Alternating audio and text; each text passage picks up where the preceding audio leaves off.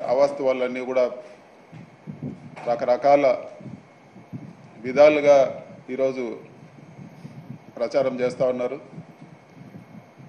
ఇప్పటికీ 3 సార్లు press meet పెట్టి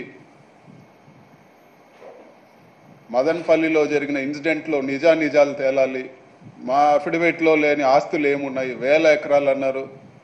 ఒక మంత్రి 100 ఎకరాలను మాట్లాడతారు, ఒకరు 1000 ఎకరాలను మాట్లాడతారు. ఎక్కడ ఇంత గవర్నమెంట్ మిషనరీ మీ చేతిలో ఉంది, పోలీస్ డిపార్ట్మెంట్ మీ చేతిలో ఉంది, రెవెన్యూ సెక్రటరీ కూడా అక్కడికి రావడం జరిగింది. మరి ఎక్కడ ఆ ఫైల్స్ ఎక్కడ మిస్ అయినాయి, లేకపోతే ఎక్కడ తప్పు ఉందో చూపిమని చెప్పి కూడా మేము చెప్పడం జరిగింది. 3 సార్లు అడిగినా కూడా చెప్పకుండా మళ్ళీ అదే వార్తలు ప్రచారం చేయడము, ఇవన్నీ కూడా ఒక పద్ధతి ప్రకారం జరుగుతున్నాయి. మరీ ముఖ్యంగా గత 2 రోజుల మునుపు ఇవన్నీ కూడా తప్పుడు వార్తల పైన డెఫమేషన్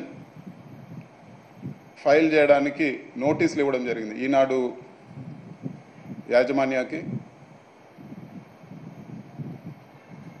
ఎప్పుడైతే ఈ నోటీస్ ఇచ్చామో గత 2 రోజులుగా మరి మెయిన్ పేపర్లోనే పూర్తిగా అవాస్తవాలన్నీ కూడా ప్రచురిస్తూ ఉన్నారు.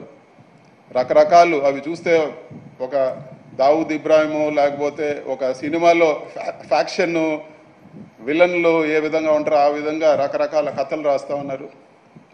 ఇవన్నీ కూడా ఎలక్షన్ ముందు కూడా ఒక క్రమం, ఒక పద్ధతి ప్రకారము క్యారెక్టర్ అసాసినేట్ చేస్తూ రకరకాల దుష్ప్రచారాలు చేశారు. వీటి ఏటికి కూడా ఆధారాలు లేవు. ఆధారాలు చూపిమంటే ఎక్కడ కూడా ఆధారాలు ఉండవు.